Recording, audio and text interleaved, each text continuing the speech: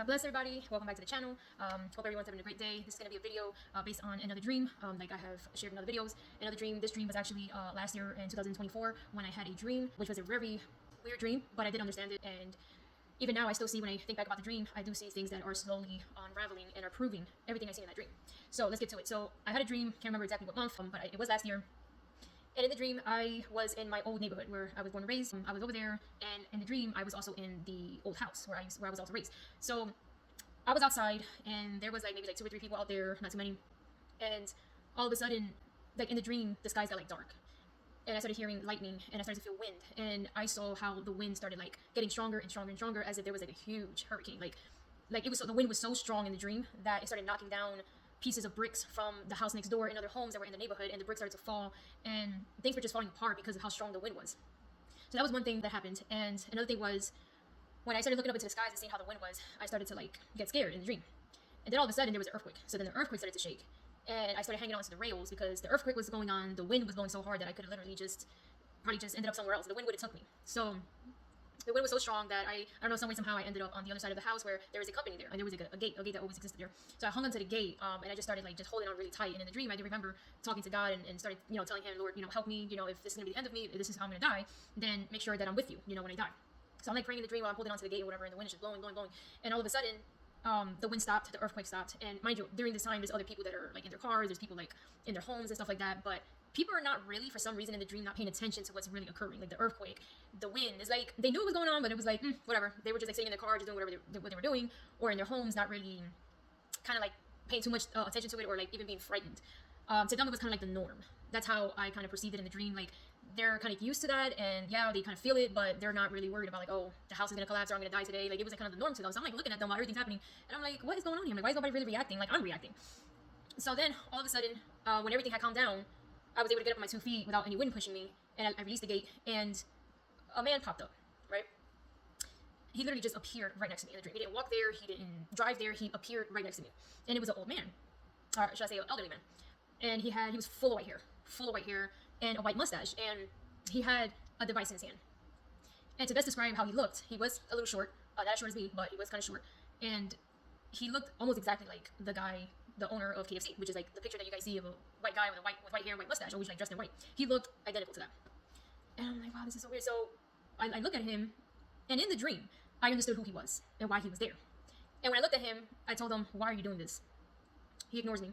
He looks down at the device, and with his hand, he flips a switch. And I'm looking at the device, and all the buttons and all the switches on there had a label on it. The label was under the button or under the switch, and one had weather on it. One had I don't know if one had weather, and then the other ones had different names to whatever the switch or that button intended to do. But I do remember clearly that when I looked at it, that he flipped one of the switches up. It had weather on it, and I'm he's controlling the weather. Now, this man in the dream does not resemble God. He does not resemble God, but he resembles somebody that can manipulate the weather, which is what you call weather control, and that actually really exists. And everything else on that control was for him to play with nature, and he can make the winds blow, and he can make the earthquake, start, and he can make a whole bunch of things happen, and people would just believe it and think that it's natural. So when he was flicking the switch, all of a sudden I see lights in the sky. Now pay close attention to this part. When I look up into the sky, they're all balls of light, but the lights are not bright, like a LED light or anything like that. It's more like a dim light. It's bright enough for me to see and to tell that there are balls of light in the sky, but it wasn't a pure white light. It wasn't like that. It was dim. So when I'm looking at these circular objects, whatever it was in the sky. Within each of those, which they were pretty big, within each of those, I could start to see PowerPoint slides. I would describe it, of faces of individuals, of real human beings that exist in the world, and they were all full of faces, pictures of humans that exist. And within those balls, it wouldn't just stay one face. It'll go to the next slide, and then there's another face, maybe a woman with her child or whatever, and it'll continue doing that. And it was different faces. It just kept moving and showing me different faces of people. And that's when I understood that the government is going to falsify, right? They're going to attempt something that is going to impact us as humans on this earth.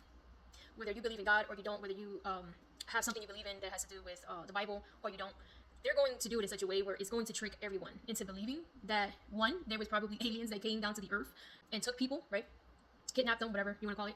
And number two is also used to confuse the Christians, the people that actually believe in the Bible, to make them believe that the Lord came, for example, right? And he just took up his bride, which is the church, and that's why there's going to be like missing people everywhere.